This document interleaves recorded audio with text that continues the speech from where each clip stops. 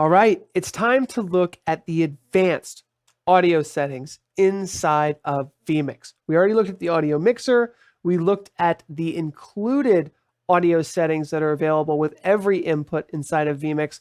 But let's take a look at some of the more advanced audio options inside of vMix right now.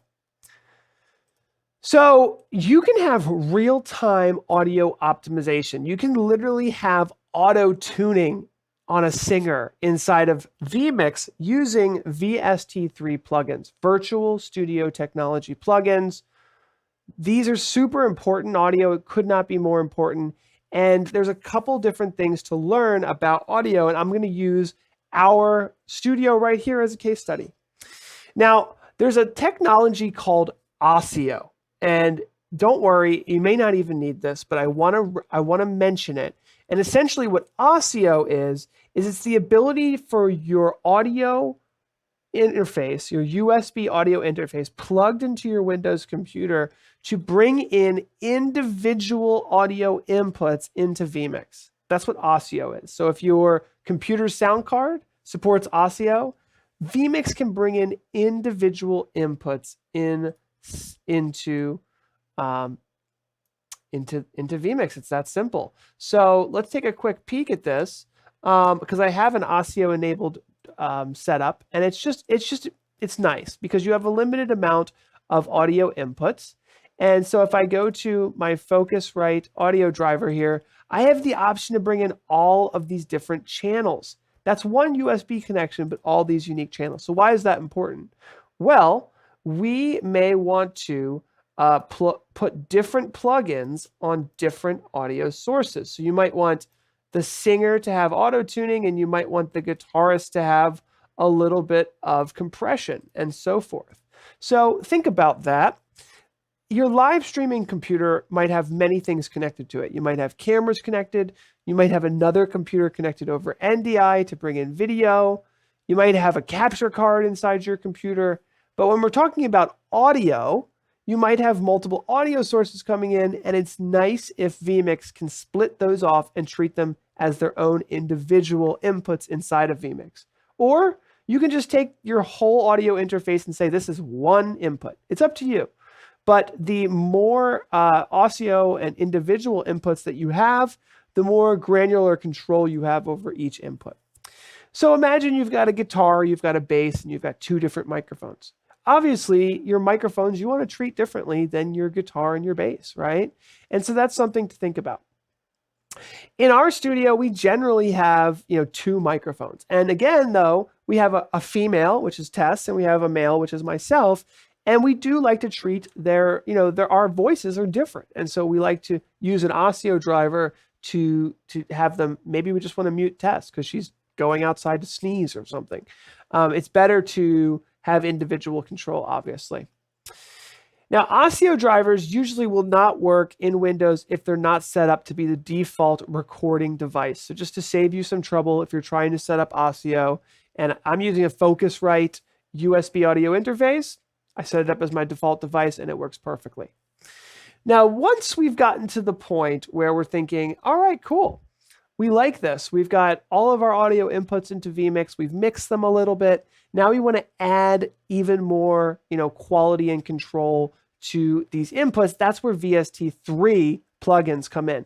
vMix doesn't support VST1 or 2. It must be 3.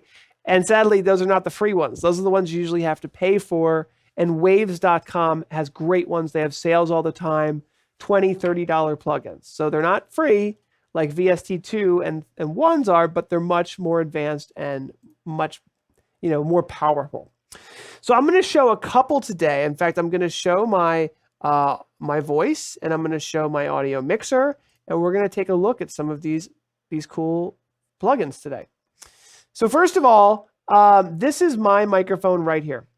And it's interesting, you can see it's going to master, but it also can go to A. And I have an A bus set up as well.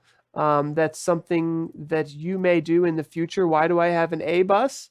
Well, my A bus ports to Audacity so I can record podcasts and things. So there's different reasons why you might have an A bus or just the M bus, but those are where those little buses are. We'll talk about audio routing in this video as well. But let's hit the cog for my microphone. And we'll see here that there's pre and post, right? So pre is what's coming into vMix. Post is what's being processed and sent out.